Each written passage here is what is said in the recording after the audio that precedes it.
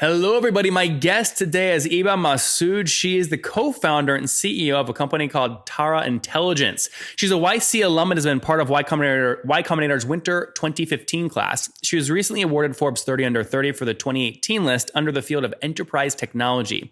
In August 2017, Iba became a permanent resident of the United States through the EB-1A Award, which presents individuals of outstanding ability with the green card. Iba, are you ready to take us to the top?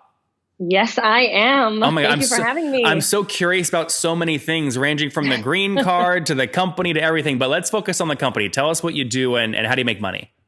So my co-founder, Sayed, and we started TARA Intelligence to essentially help founders, product managers improve the product development process. And so TARA uses artificial intelligence to essentially map out product milestones. And it also assigns contractors that are freelance developers to actually execute on these milestones. And you know, one of the reasons why we started the company was because we personally had, we saw a lot of issues with the product management process as it was. And we personally felt that you could essentially apply AI to this field specifically by scraping projects off the open web.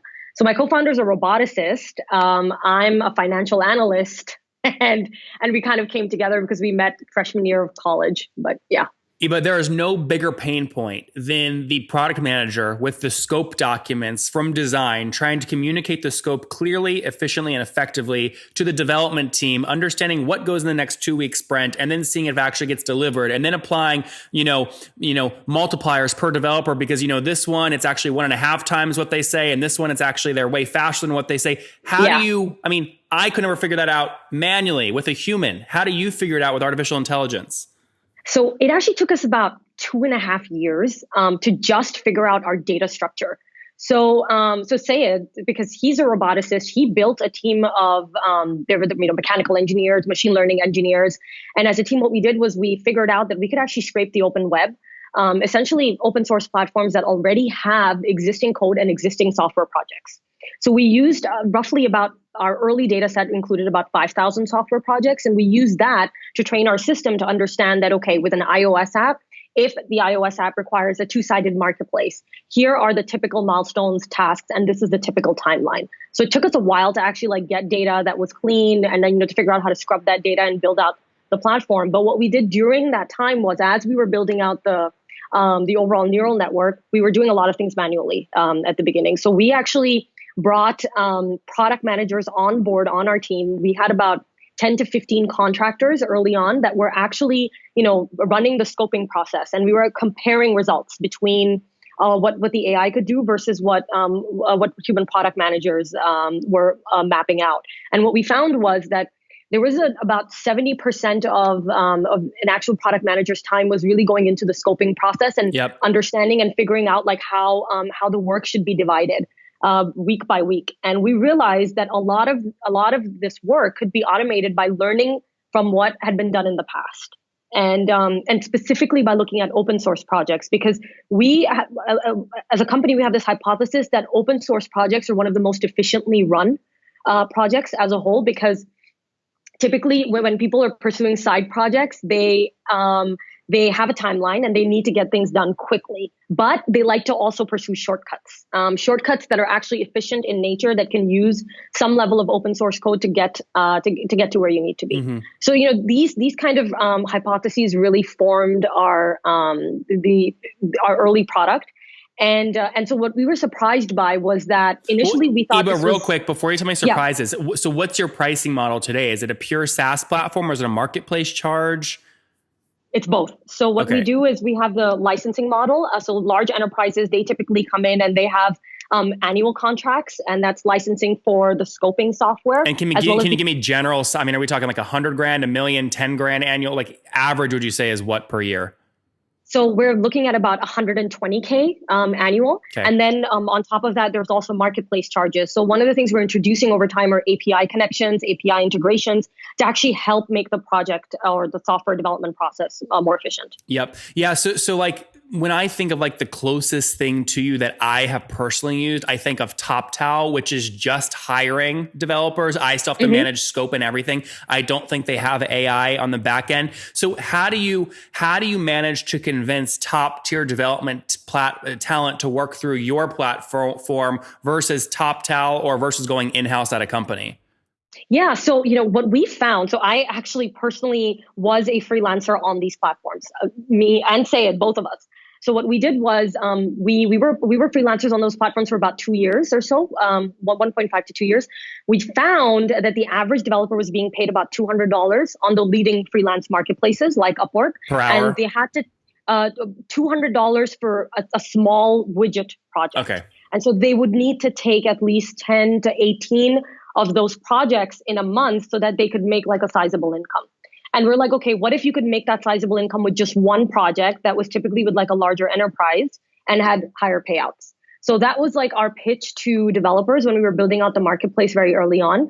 And then the other part of it was also equal pay. So one of the things we really believe in as a company is we wanted to build a meritocracy where folks that didn't have, a computer science degree from an Ivy League university could join Tara, but purely on the basis of their code. So we would actually look at their existing GitHub and other platforms to give them a score. I think and so they were. That's great. There's nobody else doing that. Give me more of the backstory. What year did you launch in? So we launched in 2015. Okay. And this was like in the US. We were initially called Gradberry, and we were primarily like focusing on full-time software positions. Mm-hmm. And we found that there was like a much bigger market in terms of on the contracting side.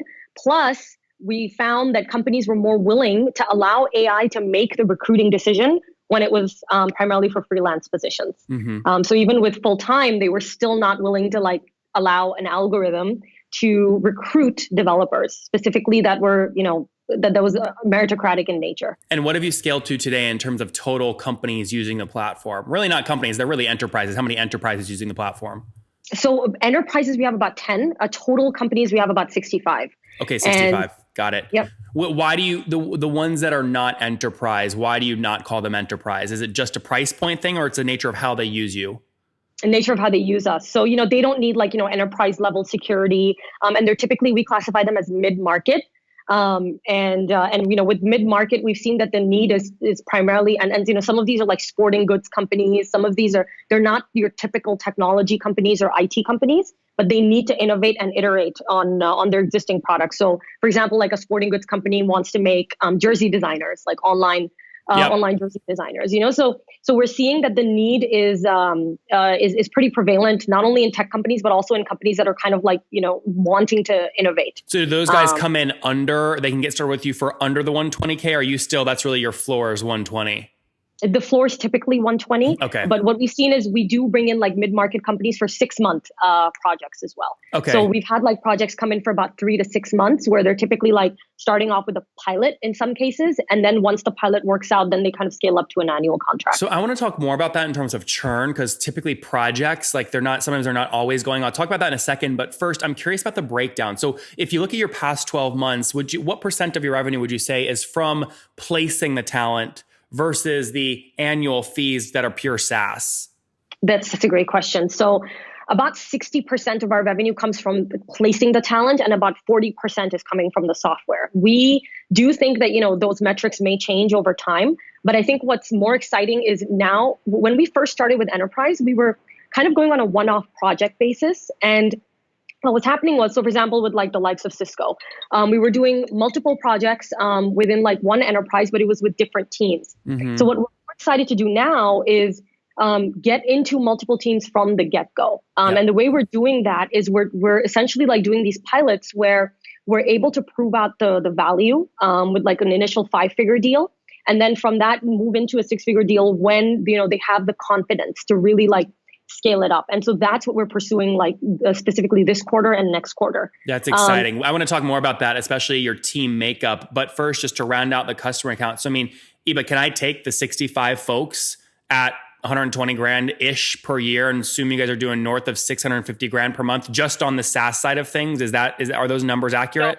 No, because a lot of the customers that are, so we do have the 65 customers. A lot of them are on small, basically on smaller contracts. So what happened was when we first started as a company, we were like, okay, can we actually, market ourselves as a product that's, about 120K and above? Yep. And so we really only started doing this year. So we started pitching our 120K annual contract model last month. Yep. Before that, a lot of our customers were on 40K to 50K annual contracts. I see. And so now we're really starting to, because the thing is we didn't have the enterprise features back then. And so as we're scaling up and understanding, because enterprise issues that they're facing and challenges that they face are very different. Yep. From the mid-market companies that we were typically targeting. So Iba, just to edit that math then for a second. So people you're onboarding now are 120 makes perfect sense while you're going up market, but historically at a $40,000 ACV, that comes out to about $3,000 per month times your 65. That would put you more around the $200,000 per month range on just the SaaS platform, and about $270 or $280 on the placement fees on top of that. Is that generally accurate or is it different? It's a little different just because of the fact that about 60% of that is coming from talent placement. So we're looking 60% at about, of the 200? Yes, exactly. Okay. So about 60% of the 200 is coming from the talent placement model. And the software component, again, is also something we released recently.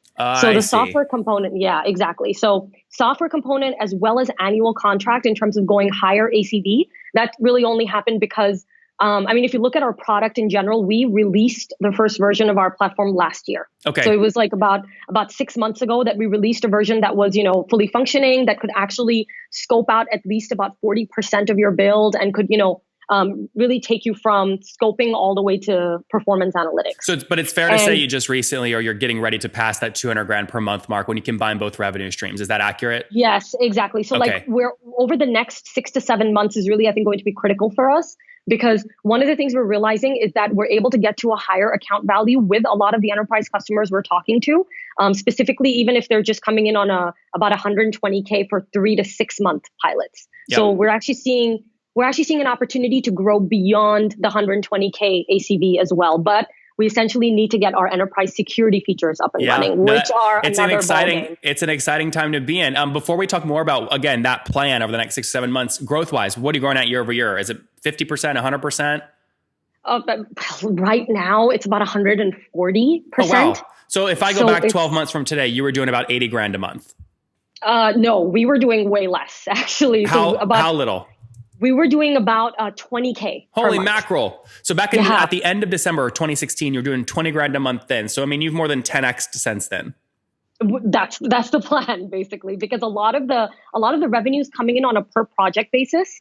And so what the goal is to essentially add the software component on top of the contractors. I understand that, but like last month, if you look at just last month's revenue, you're at around $200,000, right, in revenue for the month? Yet. Not yet. Okay. Can you share where you're at today, just so I get a general sense of growth?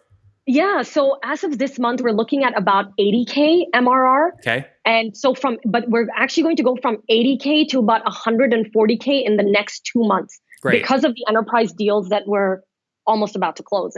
But the key component here is we're essentially trying to understand how much of the security components and security features we need to have upfront before we start engaging in those enterprise discussions. And I think that's something that every founder has to kind of 100%.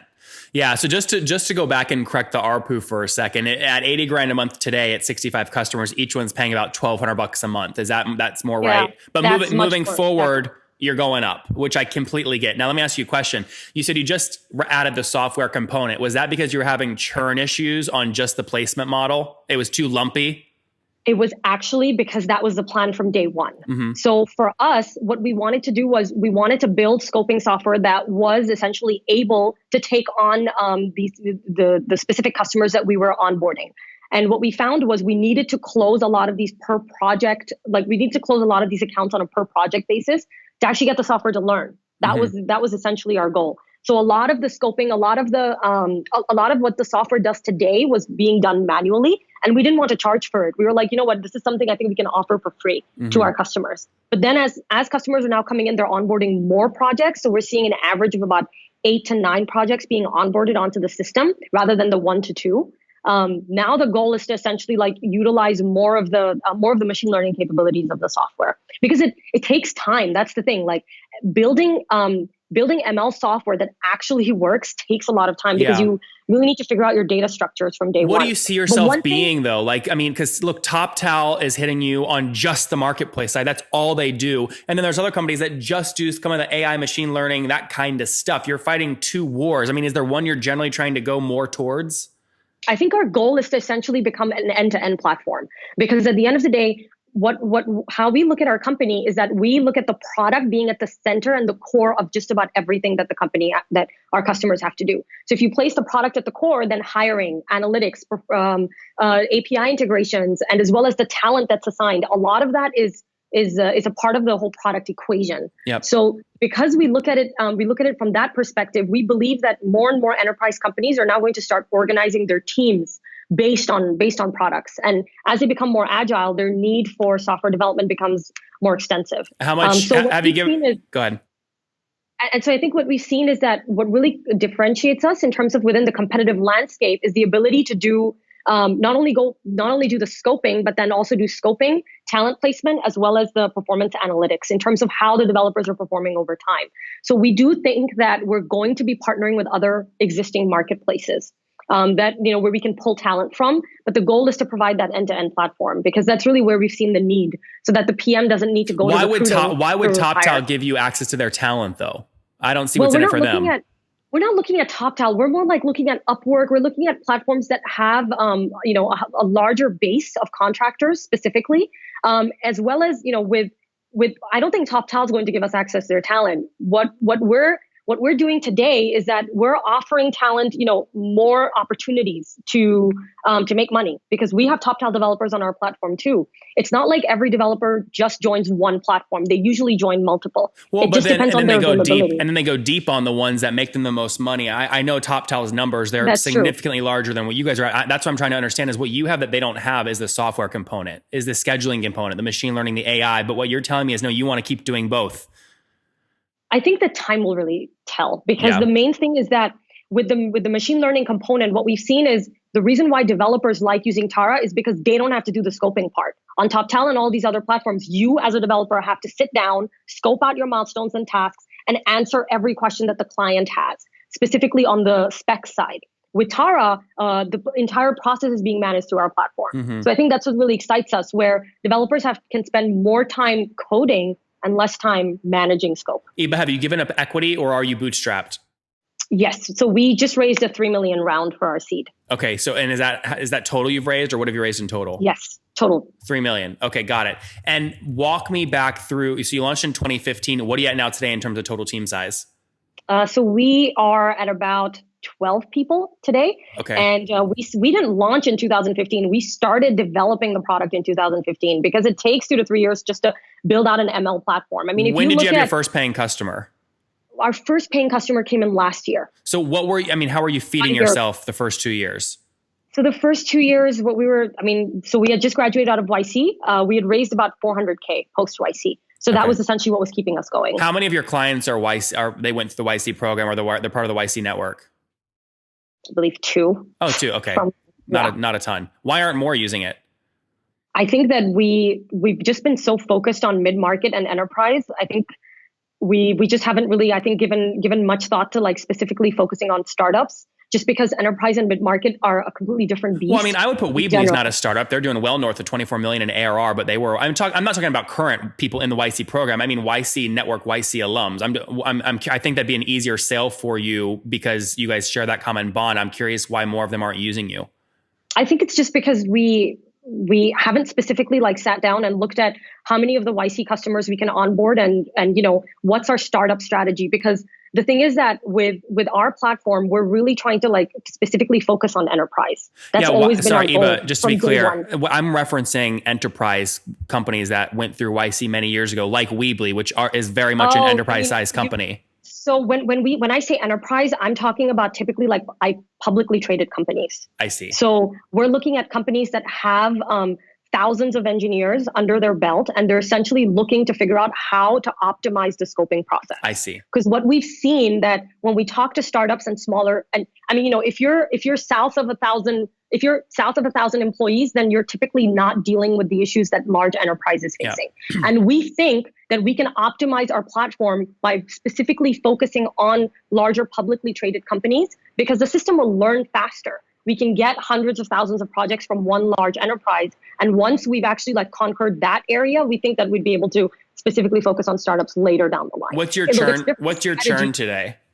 We're at about 8% churn. Okay, and that's today. Monthly logo churn?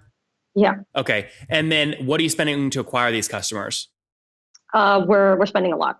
Customer acquisition costs are pretty high, and I think over time, what we'll be able to do. By the way, you can afford to do that, right? I mean, you can afford that. So, are you talking 50 grand, 100 grand? What do you spend? Our burn as of today is at about 110K. Okay. So we're still pretty low on the burn side. Yeah. Okay. But just to be clear, sorry, I'm just talking about you have 65 customers. Yeah. Customer acquisition specifically. So for example, if one customer closes at about 120K, then we've probably spent roughly about $20,000 to acquire them. Okay, so that's not bad. That's a payback period of 2 months, 3 months. Exactly. But again, I think because it's so new in terms of us launching the software so recently, really time will tell. And I think our costs will go up. From a customer acquisition standpoint. You just raised this capital real quick because we're running out of time. Where's most of the money going to go? What are you going to spend it on? So primarily on the engineering side, specifically because as we're expanding with an enterprise, we really feel that we need to bring on the right team to build out the software component. All right, Iba, let's wrap up here with the famous 5. Number 1, what's your favorite business book? I think anything by Nir Eyal. He is a good one. Number 2, is there a CEO you're following or studying right now? Yes, Therese Tucker. I think she's an incredible female CEO who's IPO'd her company just by bootstrapping it. What's her company? Therese Tucker, Blackline. Blackline. Oh yeah, she's speaking at the Recurring Revenue Conference coming up here soon in LA. She's be good. Oh, all right. That's awesome. Yeah. Number 2, there's a whole story. It's funny there. I don't know if you know the story there, but she lost her husband, divorced her, then husband came back as she was building the company, was in serious debt. She has an incredible story. I'm glad you mentioned her and gave her some spotlight there. Number 3, what's your favorite online tool for building your business? Today, it changes every day. Today it's Slack. Slack. Okay. Number 4, how many hours of sleep do you get every night? One. 7.5. Okay. And what's your situation? Married, single, you have kiddos? Married to my co-founder. Oh my gosh, amazing. How many kids? No, none. She says with a dissatisfied look on her face. And do you mind me asking you about how old you are? I am 28. 28. Okay, last question. What do you wish your 20-year-old self knew? That graduating with a perfect GPA doesn't matter. Perfect GPAs don't matter in startup land. There, you guys got it from Iba. She launched TARA Intelligence back in 2015, hustled for 2 years just to teach the system, right, how to get accurate scoping out using open source repositories, really. After trained it, got the first paying customer in 2017 or around that time frame. Now 65 customers paying on average $1,200 a month. They're up to about 80 grand per month in revenue. That's up from 20 grand a month in revenue just 16 months ago. So healthy growth. That's part of what enabled them to just close $3 million in funding. They have 8% monthly logo churn, so kind of high, but they're working on driving that down, spending about 20 grand to acquire a $120,000 ACV customer. Healthy economics with their team of 12. Iba, thank you for taking us to the top. Thank you. Appreciate it.